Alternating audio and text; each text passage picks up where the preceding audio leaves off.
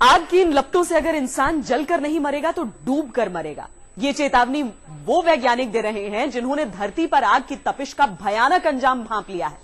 धरती के गर्म होने से आर्कटिक की बर्फ पिघलकर समंदर में समा रही है और यही गर्माहट महाविनाश की दूसरी भविष्यवाणी बन रही है।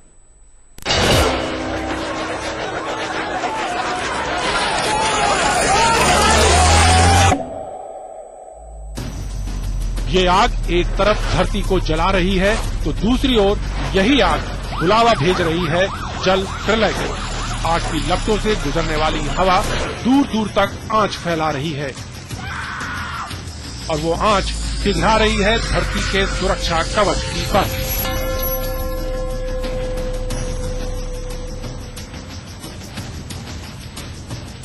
अब अगर आप इस आग से बच भी गए तो ये आग डुबो देगी। चौंकिए नहीं, इस आग की गर्मी से पैदा हो चुका है आर्कटिक के सीने में तबाही का वो तूफान जो धरती का वजूद खत्म करने का संकेत दे चुका है। आर्कटिक जितनी तेजी से पिघल रहा है उतनी ही तेजी से बढ़ रहा है समंदर का जल स्तर। वैज्ञानिकों ने चेतावनी दे दी है कि आर्कटिक पर बर्फ अगले 20 साल में खत्म हो जाएगी और पानी बनकर वो बर्फ जब समंदर में समाएगा तो क्या होगा, इसकी झलक तो दुनिया देख चुकी है।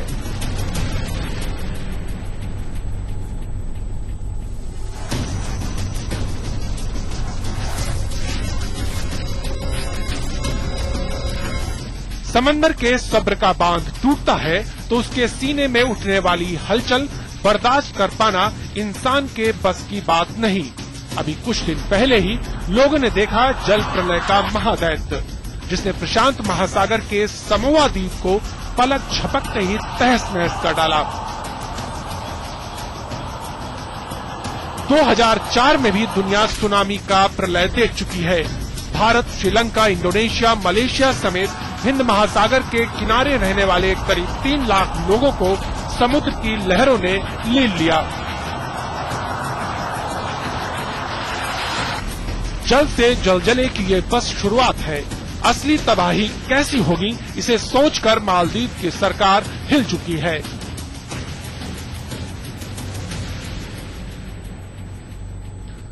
आर्कटिक की बर्फ पिघलने से समंदर का बढ़ता जल स्तर मालदीव, फिजी, बांग्लादेश जैसे देश ही नहीं, समंदर के किनारे बसे दुनिया के तमाम देश और गांवों को हमेशा हमेशा के लिए डुबोने वाला है।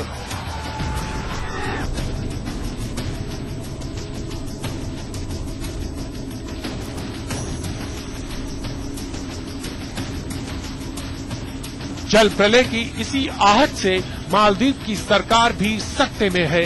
मालदीव सरकार ने समंदर के अंदर कैबिनेट मीटिंग करके दुनिया को आगाह कर दिया है कि अगर अब भी धरती का गुस्सा ठंडा करने की कोशिश नहीं हुई तो लोगों के पास पैर रखने की जमीन तक नहीं बचेगी। आज तक ब्यूरो।